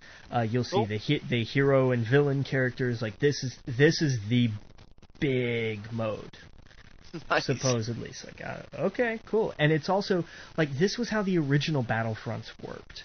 Like, this was what you did. The original Battlefronts were all basically capture and hold. And I was, hey, I was totally all for that. And, now that this is like, that's what this mode is. Okay, cool. Sign me up. I'm in. Yeah, dude. Yeah. I can't wait for that game to come out. I'm really getting my Destiny fix now for first-person shooter. I'm sorry, I meant to say getting my first-person shooter fix with Destiny, but I have a feeling when Star Wars Battlefront comes out, that's what's going to be taking up a lot of my time. Yeah. Yeah. I'll probably blow through the Destiny content. And, it's one of those things because I'm super excited for it. I know a lot of people are, but I've heard a lot of bad things, and I'm hoping that whatever the bad things were that they experienced when they played it and sat down with the demos and whatnot, they listen and they fix it. Boy, I hope so. Yeah. I mean, I hear like the controls are just not there, and a lot of people were just like, it's a lot like the last few Battlefields with controls, which aren't as precise as Call of Duty. So I don't know, but I don't want to be a bummer on it. This is gonna be the first Star Wars thing in so long we've played video game wise that might help a little. give me Bad Company 2 controls with this. Oh, yeah. I'll be set. Oh yeah, man. Oh yeah. We got the PlayStation Experience. Yeah, Sony announced their little own PlayStation conference takes place December 5th and 6th this year out in San Francisco. Oh yeah, I'm sure we get on a lot of news coming out of that. Yeah. I want to know when Persona 5 comes out. It keeps saying this year, and I saw a few articles where they're like, no, it's coming out this year. They keep saying. But we haven't seen any. We've seen like that little trailer. That's it. No, English voice casting news. Nothing. Not an English trailer. Nothing from any of these. Not E3. Wasn't even at E3. So I doubt it comes out this year. Yeah, we'll see. I mean, I'm already bummed. I found out today. I went and I put $5 more on I have 2 pre-orders right now. One for Battlefront, obviously, and the other one for the next Naruto Ultimate Ninja Storm, because I love those games. Those are my favorite fighting games, hands down. And the next one that's coming out, the last one, because the series is over now, 4. They kept saying fall 2015, fall 2015. Turns out we have an official release date for that, and it's going to be first weekend in February of next year. Okay. So that was a bummer. Yeah, it's like February 8th or 9th. I forget exactly, but that was a bummer. Now this is coming out just on next gen consoles? Pretty sure. Yeah. Right. And that's I was listening to another podcast and they were joking about like if a Naruto game's coming out and it's not on the old podcast or not on the old console, that console's officially dead. Yeah, yeah. That's fair. That's a fair I thought point. that was funny. Nah, it's one of those series where I watched maybe 6 or 7 episodes. I didn't get into it as much as like I did Dragon Ball Z and stuff like that. It didn't catch me. But isn't there like 500 episodes of that? Pretty much, yeah. Like Yeah, that show ran forever, but it covers a hell of a lot of ground. And there's, to be fair, it has its share of filler, but the filler is all side stories. Okay. And I kind of skipped over them because I wasn't real crazy about them. Like I know what they were and everything, and I'm up to what the plot was and everything. But like, I didn't need like 40 episodes of a side character. I didn't need all that. And you said the show's over with? They're not doing anything else? It's they've ended. It's like the original Naruto covered him. Like his years as a kid. Mm-hmm. And then jump 3 years later, and then you get the Shippuden series. And then, now that's coming to an end. And now they're doing a thing with, they're not sure where they're going to go from here exactly. Like Are some anime franchises just too big to die? Like, I have a feeling this is like the Dragon Ball Z. Kinda, maybe. Like, this is like where they're like, this is making too much money. It would make sense narratively. Now, again, I don't know anything about the story, but that's a lot of episodes. It is, and they've spoiler alert, kind of, because at the end of all of this, the ones that are left couple up and they have kids, and right. So there's. What is it? There's like the movie that they're doing. Was it the last Naruto the movie? Because subtitles are weird. Is actually about like the next generation. Okay. But it's not a thing of like, hey, these kids are kind of old and now right. it's like Mortal Kombat. I yes and no. In the sense of like these are still very much kids. These are like 8-9-year-old kids maybe. So it's like Goten. Yeah. There we go. Exactly. Yeah. It's the Majin Buu saga. Right. That's what I'm saying. Like some of these shows are just too big to die. Like we thought Dragon Ball Z was dead for the longest time, and for look, 20 came years. Right back. Yeah. Yeah, it's like there's too much money on the table for some of these things. That's a series I don't know. I could go. That's overwhelming to think about. Like I watched. When I was like, oh, okay, I'll go watch that series. Nowadays, I don't have that much time. You don't have the time, sure. Yeah, put in 500 some odd episodes. That just seems like that's the next 5 years of someone's life or something. More or less, yeah. If you get a chance, Rob Paulson's podcast, he did an episode where he sat down with a bunch of different anime voice actors. Oh, okay. I can't remember most of them, but I do remember Steve Blum and Sean Schemmel in particular. For those who don't know, Steve Blum is in everything, and Sean Schemmel is Goku. Oh, okay. And it's funny because he's talking to somebody who was on Fairy Tail, and I can't remember his name. And that guy was talking about, they're like on episode 150 or something, okay. And got a big pop from the crowd and everything. And Sean chimed in and he said, "Yeah, I'd be impressed, but I'm on a little show called Dragon Ball Z." Nice. It's like, okay, wow, nice. Yeah, dude, I gotta check that out. So it was Steve Blum and what's Goku's name again? Sean Schemmel, Schemmel. I think it's 2 M's. Okay, cool. I'll check that out because he does Goku and King Kai, and I didn't know that. That's it. Yeah, have you seen where they do the voiceover, the Dragon Ball Z characters? I think the Nerdist did it. I didn't watch it, but I saw the article, yeah. Oh, yeah, they do, like, famous movie voiceovers, and they do the same lines, but it's the voice of Goku and Vegeta. Yeah, it's great. I'll have to totally check that out. Oh, yeah. Well, alright, so yeah, PlayStation Experience. Yeah. Yeah. We got some Destiny news because I gotta talk about it. Go for it. They on the 19th or 20th. Let's see here. It's a Destiny like a live Twitch. Now, like they're gonna do like a live Twitch thing where they're gonna get a lot of. It's gonna be on Oh, was it on the 19th? I don't know. Okay, so anyway, maybe it's already come and gone.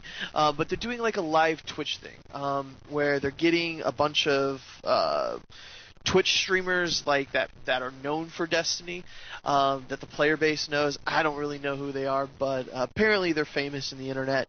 So yeah, they're getting a bunch of internet famous people together to sit down and play some of the Taken King, and a lot of the new stuff from it. They had a teaser trailer that was released today, and I thought it was cool because it was basically Nathan Fillion doing all the voice work in the trailer. It wasn't that much voice work, but he's the only one in it. And I think from the articles I was reading, like from IGN and whatnot, they were like, when they talked to in Game Informer, they were talking to the people making it, and they were like, yeah, there's a lot of Nathan Fillion in this, and we wanted to put a lot more dialogue in the game because there was none before, and the dialogue that was there we've talked about was just bad. So yeah, his character is very funny, and in the little teaser trailer, in the few seconds we saw him, he's just making jokes like, "This is ridiculous." Like, and I thought, yes, that's exactly, and so I don't know. They showed a lot of the armor, which I thought was really cool. They explained, light level is basically just going to be like gear level. Basically, your guardian's going to be regular levels, level 1 through 40. You just get experience, you gain levels, super simple. After that, your light level, and I say that in quotations, kind of builds up your armor and just makes you stronger overall. So anyway, they show some of that in the trailer. They show the new what the class armor does, or class items, I mean. There's like a new artifact slot. Anyway, we'll get all to that next week when all of that kind of comes out, exactly how it works. They showed like faction ships, how you get weapons are going to be, how you get certain weapons are going to be a little bit different. You're going to be able to join different factions in the game, kind of like actually a lot of MMOs where you want to grind up this faction's you get a lot of experience for them, and you want to get their weapons, their ships, their drops. You put on their logo and everything else. So I thought that was kind of cool. So anyway, I'll talk more about that next week. But they're apparently doing like a live Twitch stream thing, and I think it's today. So I don't know. We'll talk about that next week. We got some more. We got some more news here, but we're going to take a quick break, and we'll get into a little bit more video game news, comics, and reviews. Again, you're listening to We Geek Podcast. Make sure you're tuning into thein.fm, and we'll be right back. All right, and we are back. Got a few more video game news here. Just little stories. I saw that the August update for Xbox is coming with game streaming in 1080p 60 frames per second. Which I thought was really cool. Like, they're really amping up what their network can do. And God, I wish Sony could touch this. I saw a few articles with Sony where, like, you ever go and look and see what your speed is, your upload and download? On occasion, of course, I have some fairly slowish internet. Like, it's better than it used to be, but like mine is not up to snuff to begin with, really. Okay. So maybe you wouldn't be affected by this. Yeah, I was looking online. Like, I have 300 megs. Shit. Yeah, right. So it's I like 15. Right. Like, I pay for really fast internet, and I'm sitting at maybe like in my 20s for the PlayStation, which was really strange. And the upload is like 12 or something, I forget. And it's good, but what's happening is, Sony, apparently their network purposely caps people. So, no matter what speed you're at, you're going to be capped at a certain level, and they're saying it's because, to be secure, to be stable, and where Xbox is not like that. It's much stronger, but they also have a bigger infrastructure when it comes to Xbox Live. True. So I thought that was interesting, but yeah, man, I can't wait until PlayStation kind of gets on that level. Well, aren't they? Didn't I see something that like they're getting ready to introduce like live to YouTube streaming here in the near future? Yep, they're doing that. Yeah, which I thought was cool. They kind of, one network will have a lot of features, the other one doesn't. Then, like, for example, Xbox, you're going to be able to start comparing trophies, where PlayStation's had that forever. Yeah. hopefully PlayStation gets I guess one of their big things as well, we've talked about it, is the name change, where you can change your name, where Xbox, you've been able to do it for a while, you just pay for it. It seems like whenever... I thought you could compare achievements on Xbox. Apparently you can't. That's like a new feature. I could be wrong. I'm pretty sure I've seen... I don't know about the Xbox One. Now, I'll say that. I know on 360, though, you could.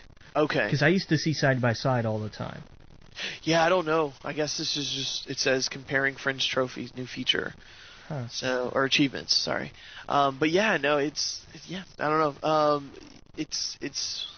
Lost my track there. I forgot what I was saying about that. But yeah, man, it's I don't know. Oh yeah, the Xbox. It's just their network, man. I wish Sony's could kind of get to that, like the speed and everything else. I think it's gonna have some downtime soon, isn't it? Oh, are we up for another one of those? Yeah, I think isn't it this week? Isn't there some downtime? I don't know. Well, but we'll see. We'll see. As like the day before, it'll be like, oh, hey, by the way, your right. services won't work tomorrow. Damn it. Exactly. Yeah. But I can't complain. We got some cool free stuff this month. So. Oh yeah. See that's the other side of the coin is PlayStation really knocked it out with the free games, and Xbox, of course. All right, we got to do that now. Yeah. We gotta start doing our games for gold. Yeah, and they've caught up. Like, their first offerings were like, hey, we'll give you Assassin's Creed 2. Oh, yeah. And it was like, are you kidding? And that's what I was trying to think of earlier when I was thinking, like, when Xbox has an issue like that, like, they first said, we can't do backwards compatibility. It's not going to happen. They figured it out. They figured out how to do it, and they implemented it. Where with PlayStation, it's like, come on, let's kick this in gear. You own this generation. Come on, let's do something. So I'm sure they will. I don't know. I thought the speed was funny, but yeah, dude. So Xbox, you're gonna be able to stream games 1080p, 60 frames per second. I thought that was cool. Now, what games actually do that? We'll see. Yeah. But another cool little story here, and I don't have much on it. I just thought it was a cool idea. Or basically, the question was asked. What if Kickstarter let you profit from a game's success? And there's a company that wants to do that. It's called Fig. And they apparently launched today. Apparently there was some guys, sitting at a place called the Fig after E3 was thinking, like, how great is Kickstarter? You can put money into something that that this guy's passionate about, this company would want to make, and you get the game, of course, if you give them however much money, and, so on and so forth. The more you give, the more kind of, like, cool stuff you get. And they thought, well, would it be cool if you actually could become an investor in the game and actually make a profit from it? And then so that's what they did. So I thought that was a really cool idea. There's some boundaries, like you have to. I think it has to be like at more than $1,000 invested. They of course have to agree for you to be a partner and whatnot. And I'm sure there's a lot of stuff involved into it. But I thought that was a really cool idea. So you could get people really serious about investing in a game if they know they could make a profit. So, like, think about things like Shovel Knight and stuff like that. I think that would be that franchise, blew up, but it'd probably be a lot bigger because a lot of people, the word of mouth about that ahead of time. Yeah, it's just insane. Same with like Axiom Verge and stuff like that. Like a lot of these games that are indie, it's gonna be interesting to see moving forward what happens with this. Yeah. You said Kickstarter. That reminds me real quick. I know a couple weeks ago I mentioned Joshua Tsui, who I'm pretty sure I'm pronouncing that wrong, is doing the documentary about Midway in the 90s. Oh, okay, yeah, that's right. Yeah, that Kickstarter ended like 2 or 3 days ago. Just barely made it. Oh, okay. So Insert coin. Yeah, we are gonna see that document. Yeah, it's called Insert Coin, and we are gonna see that documentary. They're shooting for, I think, a May 2017 release. Sweet. So we are gonna see like how Midway in the 90s, Blitz and Mortal Kombat and NBA Jam and so on and so back when Midway was kind of king in that sense. And I'm looking forward to that. I backed that. I kicked that down on Twitter as much as I could. I hope I drove at least one person to it. Yeah. But because I really want to see this. This is the kind of thing that we were talking about with Kojima and Konami, like the behind the scene. We love behind the scenes stuff. We want to see this, and this was that kind of thing. And it was like, come on, make it, and it just cleared it. And I was like, excellent, all right, rock on. Oh yeah, man. Yeah, man, the story behind Mortal Kombat. And, what else? They did WrestleMania. Yeah. Look at the picture here. Yeah, NBA Jam, Smash TV, Narc, Revolution X. That's going to be really cool. Those are going to be some stories. Oh, yeah. Those are going to be fun. One of the, I'm looking at the pages. Bam Bam wants to kill the developers of WrestleMania. Yeah. Oh, man, I can't, that's going to be awesome. When does it come out? May of 2017, they're thinking. Cool, yeah, cool. So it's going to be a while, but... Oh, yeah, I'm looking forward to that. One other story I thought was really cool is, speaking of Kickstarter, there's a Kickstarter for a game. And I thought this pitch... I just wanted to pull the story because I thought the pitch was just kind of a cool idea. It was like, in RPGs, you've always kind of played the heroes, you're going from point A to point B, and you run into random monsters. And it was like, what if there was a game where you're actually that monster, just kind of minding your own business, doing your day job, and some just prick runs up, with his crew that are way over-leveled, and they're just ready to fight you.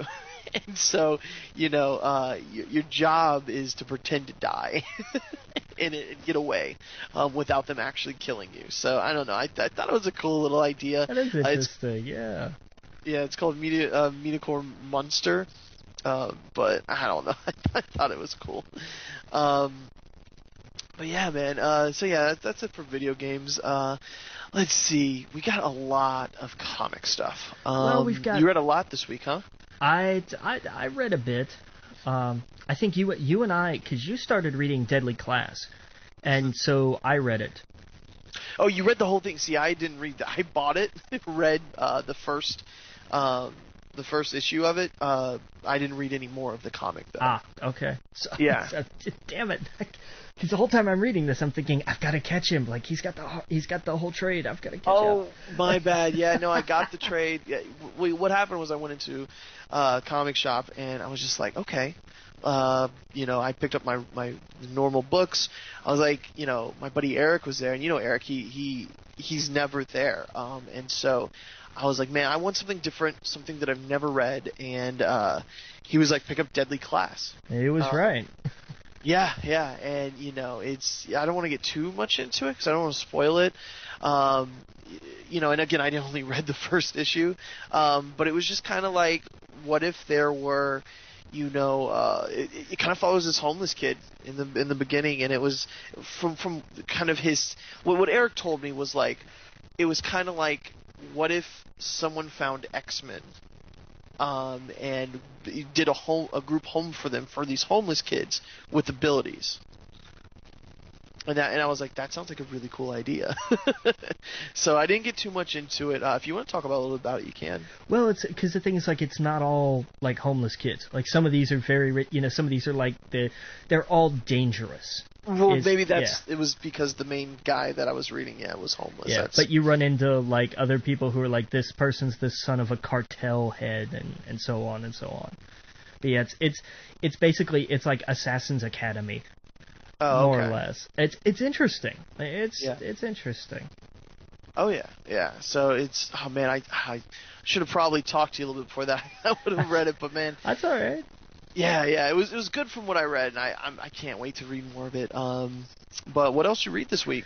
I have been slowly chipping away at Spawn. Tell me about it. Every once in a while, I go back to it, because they've put the entire run up digitally now, all 250 issues. Oh wow! And so I'm slowly chipping away at it. I'm up to like 61, 62. So I've got a long way to go yet, but oh wow! I did that. I did the Secret Wars stuff. Nothing really jumped out at me. We had Secret Wars 5, which was big, but other than that, like, everything was kind of, nothing's really grabbing me. You know? Like, yeah, all the Secret Wars stuff's kind of running together in my head. We just had, Secret Wars come out. I thought it was a really good issue. I did too. The last one, it explained a lot what happened, with Doctor Doom and Steven and all of them at the end, and Molecule Man. It seems like he's being, Molecule Man. It's gonna be interesting to see what happens to him coming out of this. Yeah. Yeah. But didn't they? I thought I saw a news story today about the new Marvel books that are coming out in October. We've got a huge lineup because they announced like 20-some. They did like the solicitations for November, and it's a ridiculously long list. Yeah, well, let's go over some of them. I know. Wait, so it's for December? November, I think. November. Yeah. Okay. That's it. All right. Now, see, I thought it was October because I know they have the new Blade series, which is going to be his daughter, right? Yeah, but that's delayed, I think. Oh, okay. Yeah. Okay. Yeah, no, there was what we know about the all new, all different. What was it? It was Avengers. Yeah, it was all new, all different Avengers. It wasn't X-Men though. Yeah, it was X-Men, Wolverine, Hawkeye. Avengers vs. Infinity. What was that all about? Did you? I don't know. Did I? Oh, okay. I have no idea. Yeah, no. There was a lot of them that I didn't really. I remember looking at the list and I thought, wow. There's a Hercules #1. Yeah, we've got Hercules. Here's one that I thought was interesting. They're doing one for the Ultimates. Oh, wow. Even though we're not going to have an Ultimate Universe. Oh, wow. Yeah, that's strange. Well, hey, man, we'll be right back. Again, you're listening to We Geek Podcast, and, of course, listen to us at theend.fm. And we'll be back. We'll talk a little bit more about comics, and then we'll get into some reviews. All right, and we're back. Yeah, man. So, yes, Marvel just has a huge list coming up. We talked a little bit about them. We know that, it's going to have all new, all different Avengers and Hawkeye and Wolverine, with X-23. They have the Avengers vs. Infinity War, Black Knight, which is a character that I briefly remember. Yeah, that's a weird pull. Yeah, that's going to be different. I wonder if he's going to be in the Secret Wars at some point. Carnage, Deadpool, Drax, Hercules, Howard the Duck, Illuminati, Marvel Ultimate Universe Spider-Man, Spider-Verse #1. That's you know how they're doing a companion series to the Ultimate Spider-Man cartoon show. Okay, gotcha. That makes sense. Yeah. Max Ride Ultimate Fight, which I have no idea what that's about. Not a clue. But I'm sure we'll find out. Mighty Thor, Moon Girl, and Devil Dinosaur would look really cool. I'm looking forward to that. That's going to be interesting. Yeah. Oh, totally. Miss Marvel, which if it's anything like the rest of the Miss Marvels, it's going to be really good. Hell yeah. Nova, super cool. Secret Wars 2, #1. Yeah, this one I did see like a little side article on. Okay. Like it's a little parody kind of comic. Like what is it? Like the subtitle is like a Marvel non-event issue. Yeah, like the picture showed. Oh no, I don't know. It's a yearbook. It's a yearbook. That's page. What it was. It's like yes. Doom with the mask on it. And a fro. It's great. Yes. It's because it's the Beyonder. It's like him. It's like Doom with Beyonder hair. Like it's great. Yeah. Oh yeah. They have Ultimates #1. Yes, they do, which is interesting because there's no more Ultimate Universe. Right. Exactly. So wasn't this one of the ones they showed? And yeah, it was the Ultimates. It was Galactus. Yes, that's right. Yes. Right, yeah, Captain Marvel. Venom, Space Knight, the Vision, and Web Warriors. Yeah, man. Just the title Venom Space Knight. Like that sells by itself. Oh yeah. Exactly. Well, let's get into some reviews, man. Let's talk. Well, first hang on. We forgot the Looney Tunes. Oh, okay, yeah, my bad. I'm sorry. Yeah, man, the 25 variant covers for DC's comics in November feature all Looney Tune characters. I can't wait. Like, I love the Flash. I have to get the Flash because it's him and Speedy Gonzalez and the Roadrunner. Oh, wow. Which is perfect. I have to have that one. Oh man, I didn't even see the covers. I did see the news about it, but let's see here. Yeah, DC, like on their like official blog website thing, they had like a slideshow of all different ones. You know, it's like Bugs in his Super Rabbit outfit with Superman and stuff. It's some of these are going to be really neat. Oh yeah, I'm looking at them. They look ridiculous. That's awesome. I love the Batman cover, not the Detective Comics cover, but the Batman cover is him swooping down on Muggsy and his henchmen. If you remember them at all. Yeah, no, I'm trying to look. I don't see that. Yeah, that's okay. I see it now. Yeah, that's ridiculous. I love it. It's so weird. It's so bizarre, but I think it's fantastic. I can't wait. Oh yeah, totally, definitely. But man, tell me about Straight Outta Compton. Okay. I'll go ahead and lead off with the only negative thing really, because we'll get into how awesome a movie it is in a second. Okay. It completely omits every bit of like the misogyny and like violence against women, you know, because Dr. Dre famously beat the living hell out of Dee Barnes. You know, everybody knows that story, and there's a throwaway line in there that may be a reference to it, but it may not. Like, it's a thing of, like, towards the end, it's like, I know all about this, and the assault charge, and the weapons charge, and it's like, well, that could possibly be about that, but, you know, it could be about any number of other assault charges. Well, weren't they involved in the, like, making of the film, like, heavily? That's the other part of it. And the director, here's the interesting thing. I didn't know this till I did a little digging. The director, F. Gary Gray, actually did a lot of either he was either like the director of photography or the director of a lot of rap videos at that time, including the group that Dee was with. Okay. So and if you'll notice, like, anytime he's been asked about it, you know, like, why was this left out? You know, this was, it's not just that they glossed over that, you know, these guys, some of their songs were not exactly very female friendly, to say the least. But, you know, Dre in particular had a couple of documented incidents with the women in his life. And this was like a big public thing. This wasn't something you can just kind of gloss over. So instead, they just didn't even discuss it. Like, it's not mentioned at all. Right, yeah, I saw it was Gawker, some website did, like, here's a big thing they left out. Yeah. You know, it's kind of what you're talking about. Yeah, because it is. It was a huge thing. Like, yeah, that kind of sucks. And it's, you know, like, I don't know. With everything else that goes on with the movie, like, I think it's telling that this was taboo. Like, this is, everything else in this is fine. And it's not all, you know, this is not a sunshine and rainbows portrayal.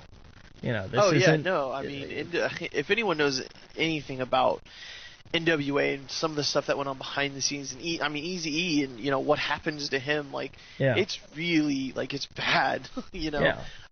So I don't know the full story or anything either, so that's why I'm kind of interested in seeing it. I only kind of know what my stepbrother told me about Eazy-E and Dre and all them back in the day, and, you know, just word of mouth of, like, kind of how they came about and what happened with them and the story behind the scenes. But I mean, I'm looking at F. Gary Gray. He did Friday, you know, with Ice Cube back in the day. Did Negotiator, Law Abiding Citizen, Italian Job. But yeah, no, I mean, it makes sense. He did Friday. I didn't realize that. Yeah, and it's interesting. The only other, like, kind of negative thing, they downplay MC Ren's contributions.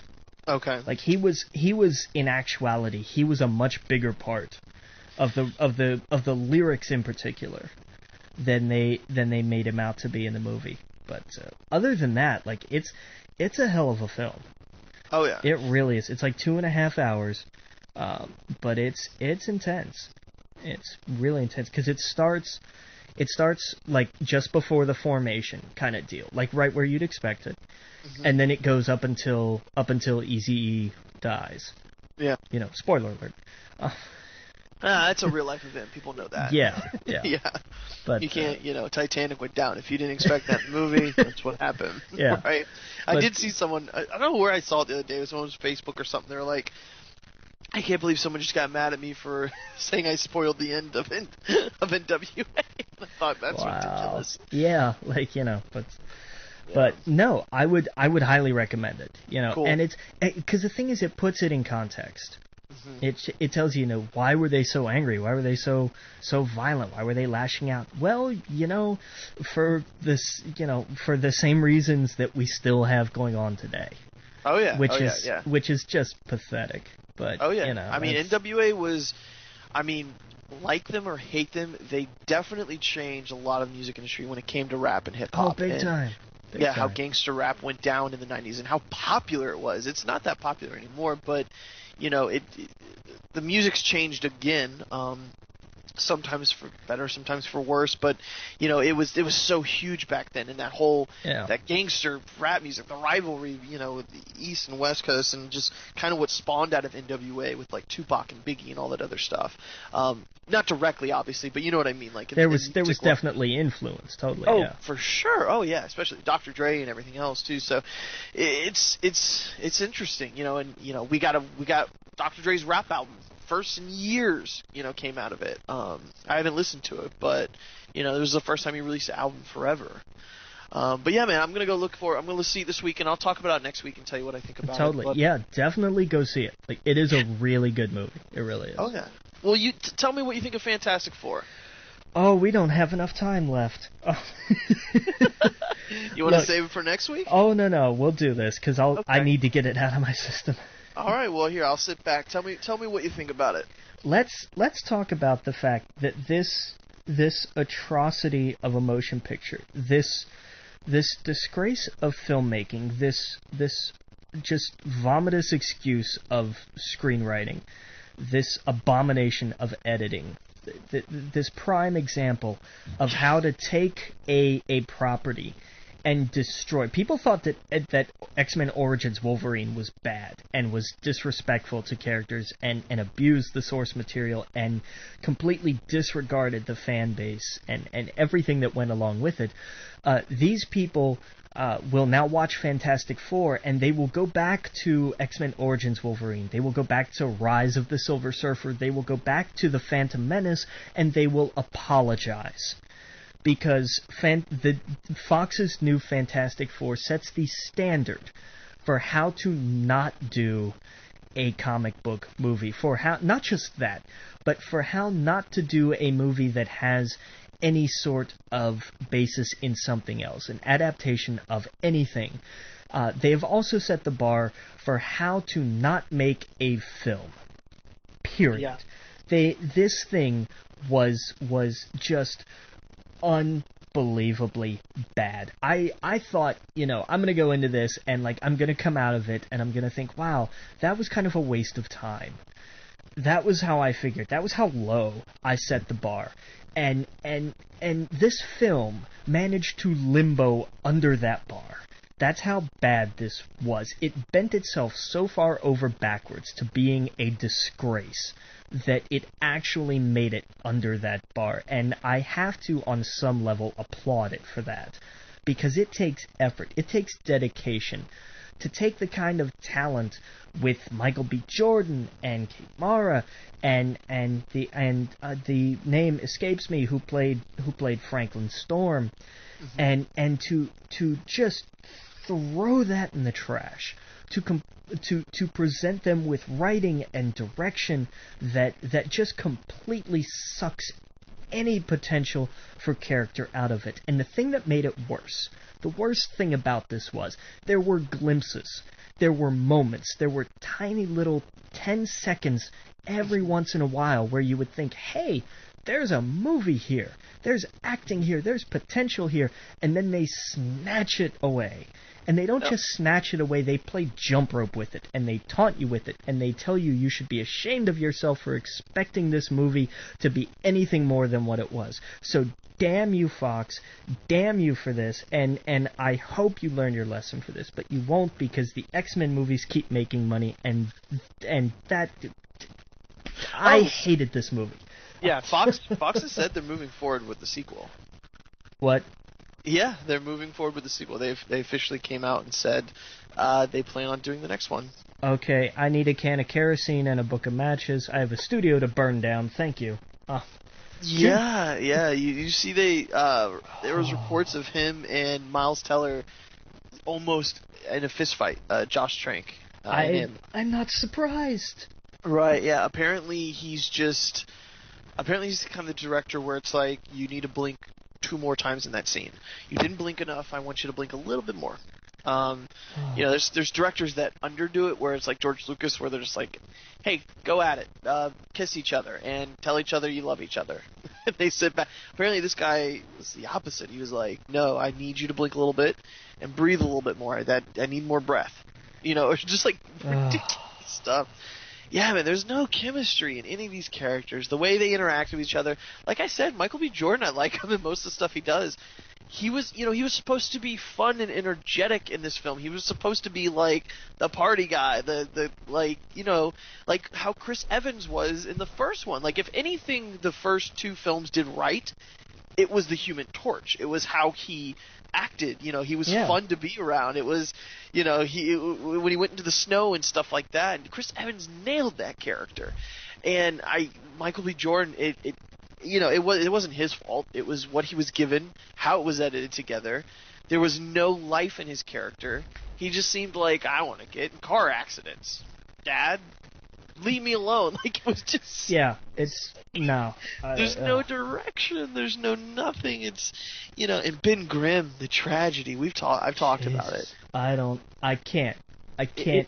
His death count, there's kill... Spoilers, by the way. We're going to talk a little bit about it. But, what he did to some of these characters. All of the characters. All of them. They were all done wrong. All done just totally different. And that's the thing about these franchises, is that, of course, there's going to be fanboys that are upset that you change things. Me and you are usually level-headed. As long as it doesn't change the core of the character, you can change their age, their sex, their race. Usually that stuff doesn't matter. As long as you don't change the core of the characters. As long as they don't suck. Right, well, that's what I mean, though, is like, as long as there's a piece of them still there, there's nothing in these people. It's so dry. They're like, there's no chemistry. Did you see what I was talking about, where they were like, we gotta go do this? There was no like energy or anything out of any of the actors, and I don't think it was really their fault. It was just kind of what they were given. And Sue Storm, she wasn't even on the main voyage. Like, how did she even get her powers? How did he stretch? Because the thing exploded when it came back. Yeah, that's not okay. It's not okay. That is a huge, and I guess that's me just complaining about things they're changing, but that was just one part where it's like, why? Like, why couldn't you just add another extra thing for them to go out with? Instead of her studying, it looks like, I don't know. It was just bad. I don't know. Yeah. In the editing, like you were talking about, I've listened to a few other podcasts that pointed out really well that I guess I didn't say very well the first time, but like, there's definite scenes where you're seeing her with straight up blonde hair, and there's other scenes where she has like a darker brunette. Yeah. Oh my god, yes. And I was thinking back and looking at pictures. I'm like, you're right. Like, there is certain scenes where she's complete blonde, other scenes where she's not, and that's where they completely, the editing was just totally off. you know, and along with everything else with the film. This is one of those things where, like, this is a no-brainer that you let this franchise go. You give it to Marvel. We all know Marvel would do, any other studio would do a better job than this. This is Fox just not understanding their characters, understanding the franchises, and this was where I think Disney and Marvel has such a, they have they have a trust. I don't know what they're called, but there's a trust of people that sit down with every script and every stage of the script. Brian Michael Bendis, I heard him talk about this. Anytime a Marvel movie's coming out, he's given the first draft, the second draft, the third draft. They talk to him. They ask him, what's right, what's wrong about this? And it's not just him. It's like 5 other people. Yeah, it's kind of like an editorial board. of sorts.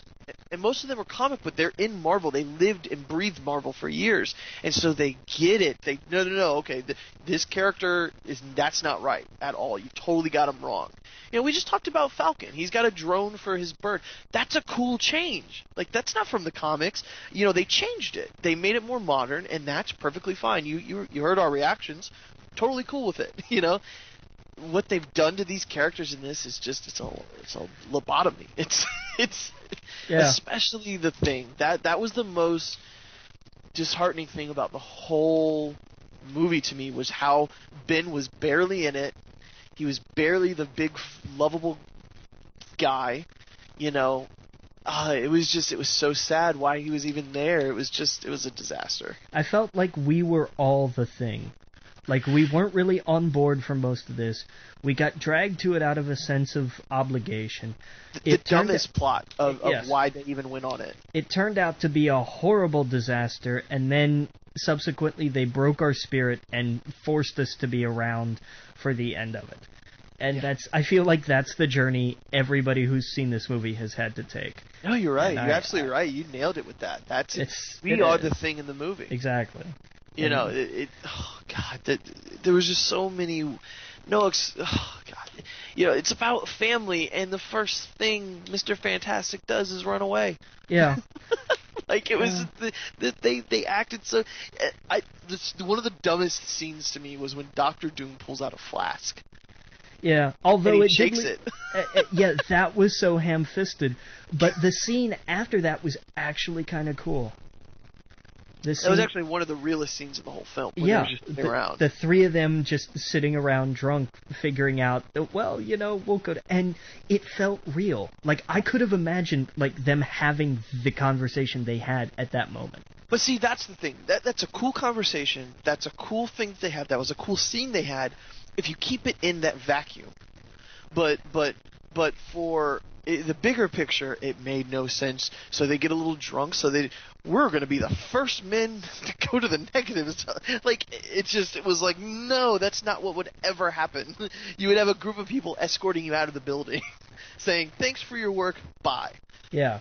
And it took what the Fantastic Four was, and there's no remnant.